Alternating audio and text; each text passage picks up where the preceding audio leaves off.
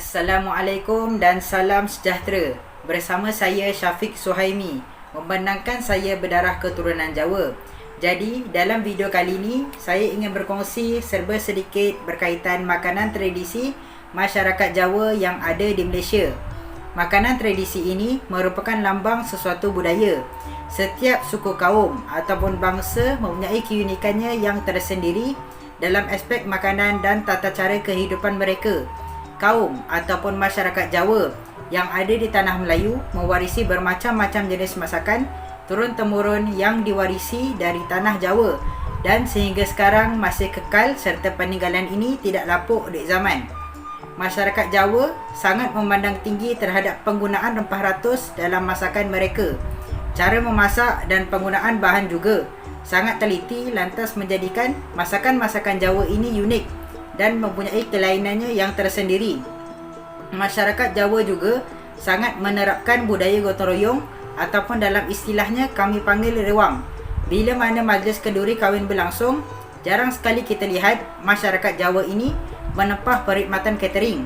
Kebiasaannya, kami sebagai masyarakat Jawa lebih gemar rewang dibandingkan menggunakan perkhidmatan luar. Hal ini dapat menjamin masakan kami dari segi warisan dan rasanya. Uniknya masakan Jawa ini adalah setiap masakan mempunyai sejarahnya yang tersendiri. Bukan itu sahaja, malahan dari segi istilahnya mewarisi bermacam-macam kebaikan. Mesti ada di antara kalian yang keturunan Jawa kan? Dalam bahasa Jawa, kami panggil makanan ini dengan sebutan panganan. Dan inilah perkongsian yang akan saya bawa, iaitu beberapa makanan popular yang diwariskan dalam masyarakat Jawa. Atau lebih ringkasnya iaitu panganannya wong Jawa, iaitu makanannya orang-orang Jawa. Pertamanya, apa yang saya hendak kongsikan adalah sambal goreng. Apa itu sambal goreng? Di antara kalian ada yang pernah makan tak? Sambal goreng Jawa ini boleh dikatakan satu kemestian untuk dihidangkan pada hari istimewa seperti Hari Raya Aidilfitri atau majlis kenduri dan juga majlis tahlil. Tambahan pula, dapat makan sambal goreng dengan nasi ambeng. Memang sedap. Rasanya yang sedap hasil campuran pelbagai bahan menjadikan resepi sambal goreng Jawa ini mendapat tempat yang tinggi dalam carian resepinya. Tiada yang salah, tiada yang betul bagi versi sambal goreng Jawa asli ini. Semuanya asli dan sesuatu versi itu terpulang kepada tempat dan kawasan-kawasan yang tertentu. Seperti contoh orang yang berdarah Jawa di Johor, mungkin mereka lebih gemarkan makanan sambal gorengnya yang sedikit basah. Mereka mencampurkan santan dalam penggunaan sambal goreng mereka. Manakala orang yang berdarah Jawa di Selangor, mereka lebih gemarkan versi yang kering. Jika anda berhajat makan sambal goreng Jawa yang asli, antara bahan wajib ada ialah suun, kentang, tahu, pucuk dan tempe. Manakala sayur yang selalu menjadi pilihan adalah kacang panjang. Tiada lauk pauk ditambahkan sebab ianya dihidangkan dengan nasi ambeng. Untuk resepinya, kami menggunakan tempe yang dihiris dan digoreng garing, kentang yang dihiris nipis dan digoreng, tahu yang dipotong dadu dan digoreng kering, suun yang direndam dan pucuk yang direndam lalu ditoskan dan dicampurkan bersama bahan-bahan yang tadi. Sedikit kacang panjang dipotong pendek dalam keadaan menyerong. Kami tambahkan juga gula, garam, kicap, asam jawa, minyak masak untuk menumis dan hirisan cili merah serta hirisan cili kering. Manakala bahan tumisannya pula adalah bawang merah, bawang putih, cili kering, lengkuas dan serai. Cara memasaknya memang cukup mudah. Goreng ke semua bahan seperti tempe, kentang dan tahu, angkat dan toskan. Lalu kemudiannya tumis bahan tumisan sehingga naik bau dan campurkan bahan yang digoreng lalu dikacau rata serta ditambah suun, kacang panjang dan pucuk. Yang keduanya, kita pergi pula kepada menu ungkep. Masakan ungkep ini juga merupakan makanan tradisi masyarakat Jawa yang ada di Malaysia. Masakan ayam yang dimasak bersama serai dan beberapa rempah yang lain. Ianya berwarna kuning dan sedikit gelap.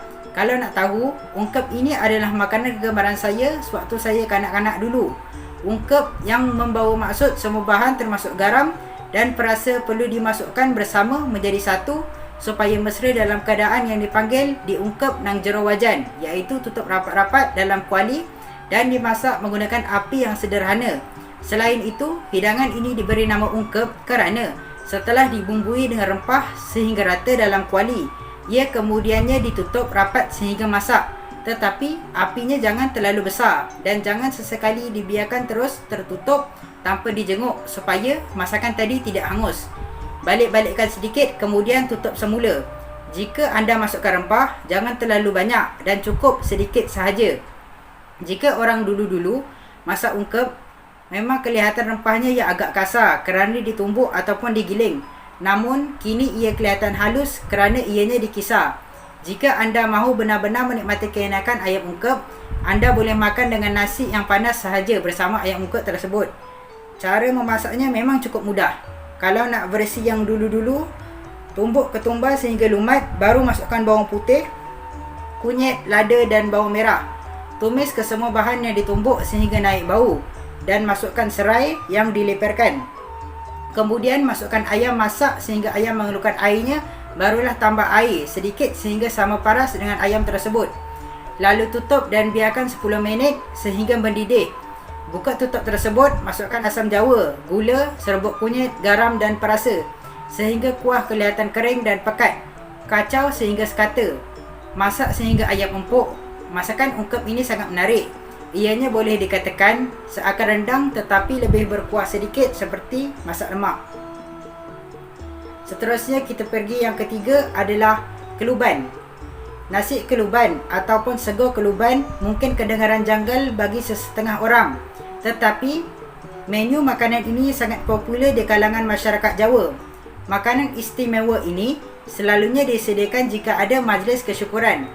Nasi yang kelihatan seperti nasi kerabu memang sedap dengan sayur-sayuran dan ulam-ulaman segar. Cara pembuatannya juga cukup mudah. Kesemua sayur-sayuran seperti toge, kacang panjang, pucuk ubi, kangkung dan kacang botol dipotong dan dicelur. Kemudian tumbuk bawang putih, bawang merah, belacan, cili dan udang kering. Belacan tersebut kalau nak sedap boleh bakar dahulu sekejap di atas api.